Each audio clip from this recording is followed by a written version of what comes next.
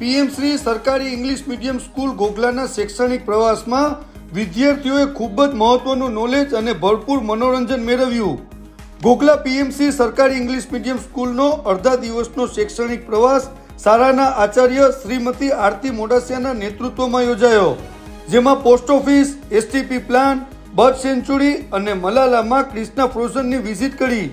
Post ઓફિસની કામગીરી, એસટીપીના પાણીના ક્લિનિંગની પ્રોસેસ તેમજ ક્રિષ્ના ફ્રોઝનમાં ફિશને કઈ રીતે પેકિંગ સુધીની કામગીરી કરી અને વિદેશમાં મોકલવામાં આવે છે તેની માહિતી વિદ્યાર્થીઓએ મેળવી અને બર્ડ સેન્ચુરીમાં વિદ્યાર્થીઓએ ભરપૂર આનંદ અને મનોરંજન મેળવ્યું.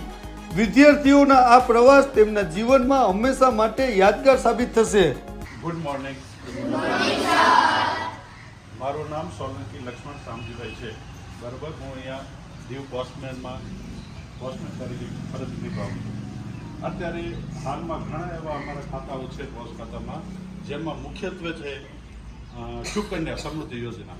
સુકન્યા સમૃદ્ધિ યોજનામાં જે 0થી કરી અને 10 વર્ષની જે બાળકી હોય એનો આપણે અહીંયા ખાતું ખોલાવી શકીએ. બરાબર, એમાં આપણા જે પ્રધાનમંત્રી શ્રી નરેન્દ્ર મોદી સાહેબે જે સારી એવી આપણને જે માહિતી માટે જે પણ કાંઈ પણ કાર્ય કર્યું છે અને એ બાબતે જે પણ અમે અમારા પોસ્ટ ખાતા થ્રુ જે આગળ વધીએ છીએ એ પ્રમાણે એનું ફળ અમને મળે છે. હવે પોસ્ટ ઓફિસમાં જે કામગીરી છે એમાં જે આપણે તમારા જે મિત્રોને જે તમે લેટર લખો છો, પોસ્ટકાર્ડ લખો છો, આંતરદેશિકા લખો છો કે બીજું કાંઈ વિદેશમાં પણ જે જતા હોય એનો લેટર લખો છો, એની કામગીરી છે. તમે અહીંયાથી જે પોસ્ટકાર્ડ દાખલા તરીકે તમે ટપાલ પેટીમાં નાખ્યો, એ પોસ્ટ કાર્ડ જે અમારી પાસે આવે એટલે અમારો જે સ્ટેમ્પ મારે, અહીંયાથી સ્ટેમ્પ મારી અને ત્યાં જ્યાં ડિલિવરી કરવાની હોય, જ્યાં તમે મોકલાવેલો હોય ત્યાં સ્ટેમ્પ મારીને તમે જે પાર્ટીને લખેલું હોય એને તે અમે પોસ્ટમેન પહોંચાડી આપે છે. देखो हमारा जो पासपोर्ट था इंडियन पासपोर्ट वो भी रिन्यूअल यहाँ पे ही होता है. हाँ, तो अभी हमें कहाँ पे जाना पड़ता है? वेरावल. अभी थोड़े ही समय में यहाँ पे भी पासपोर्ट सेवा केंद्र शुरू हो जाए ऐसी हम आशा करते हैं.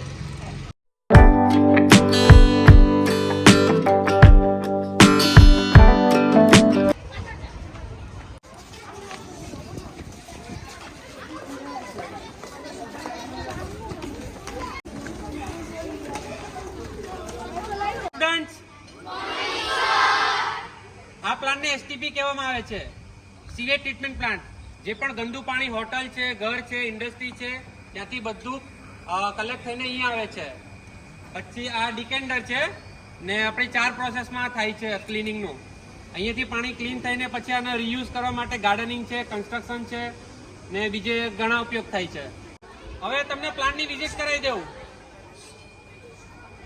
ઇરિગેશન પ્રોસેસ સ્ટાર્ટ થઈ છે, અંદરથી બબલ નીકળશે.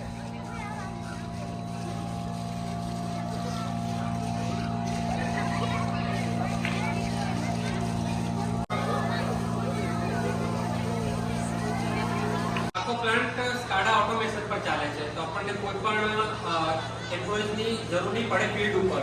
જ્યારે કંઈ ઓપરેશન મેન્ટેનન્સ કરવું હોય ત્યારે જ જવું પડે. બાકી આપણે અહીંયા બેઠા જ આખો પ્લાન્ટ રનિંગ કરાવી શકીએ.